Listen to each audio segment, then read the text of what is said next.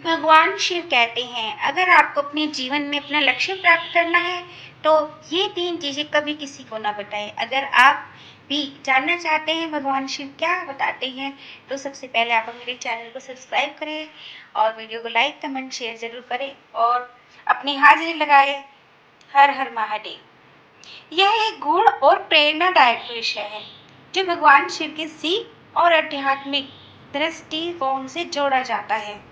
यदि आप गरीबी से मुक्ति या समृद्धि की ओर बढ़ने की बात करते हैं तो भारतीय शास्त्रों और खासकर शिव तत्व के अनुसार कुछ बातें ऐसी मानी जाती है जिन्हें दूसरों से साझा नहीं करना चाहिए। इन बातों को गुप्त रखने से केवल आध्यात्मिक बल बना रहता है बल्कि मानसिक शांति और ऊर्जा भी सुरक्षित रहती है। ओम। भगवान शिव के अनुसार गरीबी से मुक्ति के लिए 3 बातें जो किसी को भी नहीं बतानी चाहिए। नंबर 1, आपकी अपनी आर्थिक कठिनाइयां, फाइनेंशियल स्ट्रगल्स। दरिद्रता की चर्चा करने से उसका प्रभाव और गहरा होता है। जब आप बार बार अपनी गरीबी या आर्थिक परेशानी की बात दूसरों से बताते हैं, दूसरों से करते हैं, तो वह सोच आपके अवचेतन मन में और मजबूत हो जाती है। इसके अलावा समाज में आपकी छवि भी कमजोर हो जाती है और कुछ लोग इसका दुरुपयोग कर सकते हैं। नंबर 2, अपने शुभ कार्य और दान।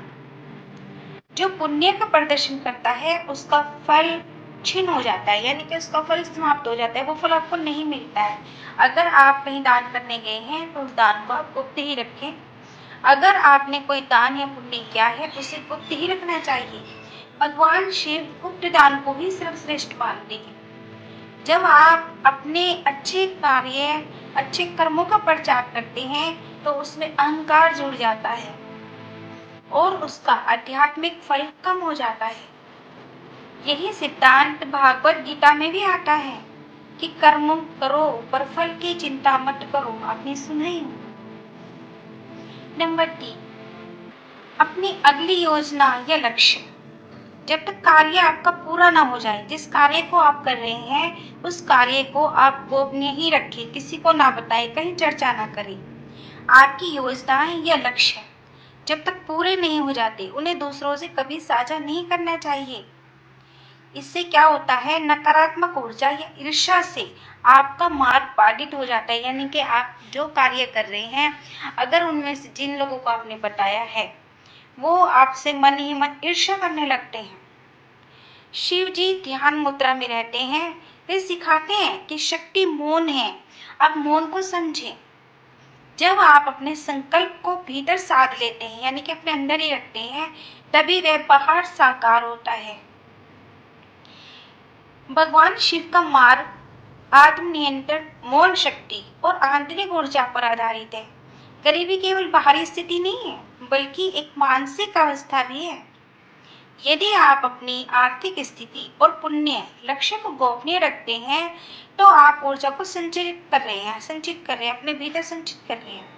यदि ऊर्जा आपको गरीबी से निकालकर समृद्धि की ओर लेकर जाती है तो इस कहानी का निष्कर्ष आप क्या समझे, आप मुझे कमेंट बॉक्स में आकर जरूर बताएं और अपनी हाजिरी जरूर लगाएं। और इस कहानी को स्पष्ट और लॉन्ग वीडियो हम नेक्स्ट बनाएंगे नेक्स्ट वीडियो में। तो जो लोग चाहते हैं कि इस वीडियो को विस्तार पूर्वक बनाया जाए वो मुझे कमेंट बॉक्स में आकर जरूर बताएं। हर हर महादेव।